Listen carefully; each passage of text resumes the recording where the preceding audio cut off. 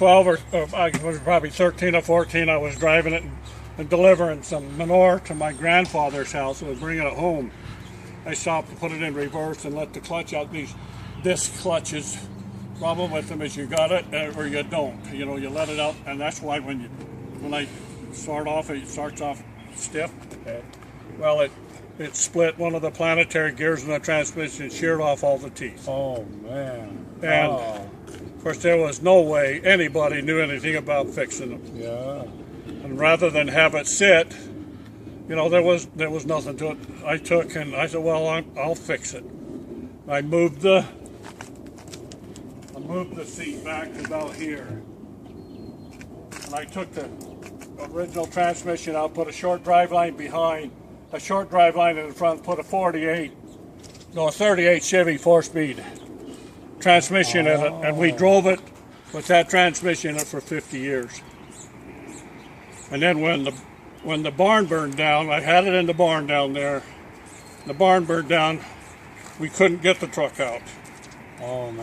And I thought, sure shooting, we're going to be in a world of hurt.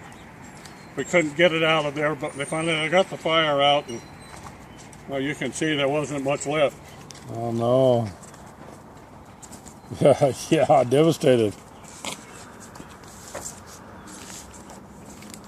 Oh yeah. That same barn. This part of the building, the one barn was off to this side. This part of the building, the truck was parked over here.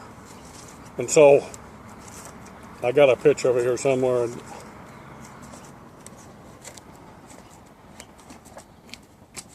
Hi, sweetie. Bye.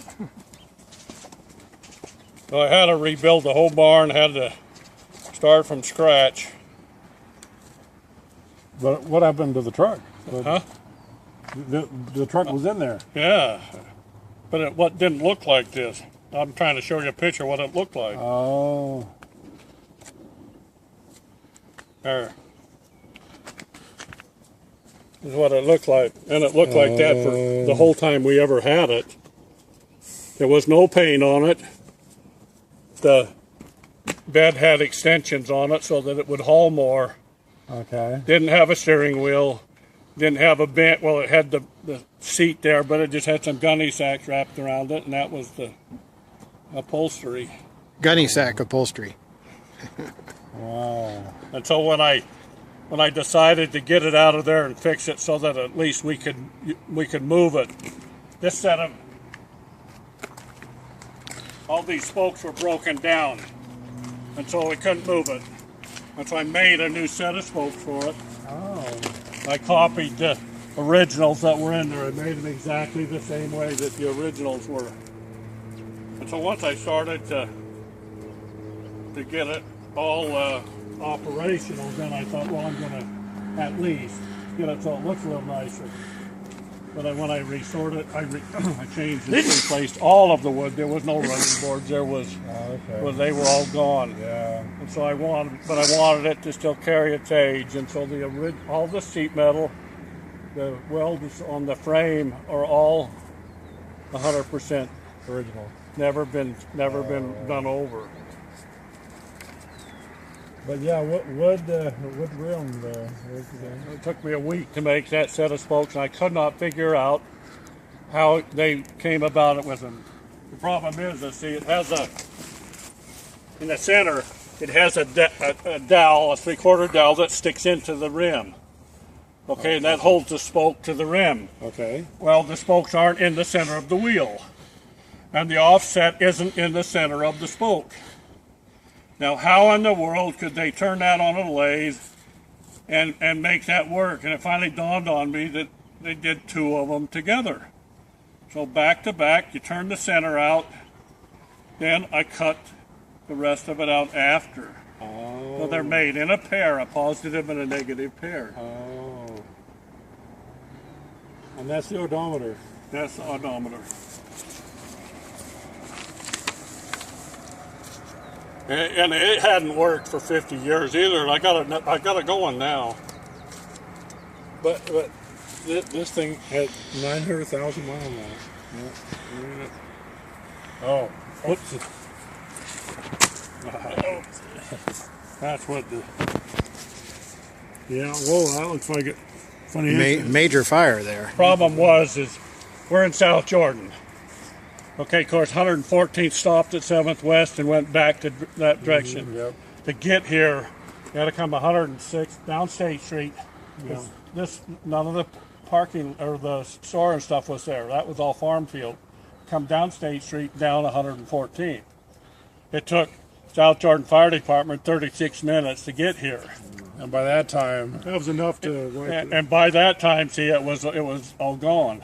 Yeah. And then when they got here, they had a fire. I have a fire plug right there in the corner. So they hooked on hose and started dropping hoses. They were going down the driveway, got a third of the way down and ran out of hose. Didn't have enough hose to reach the fire in the second place. Oh.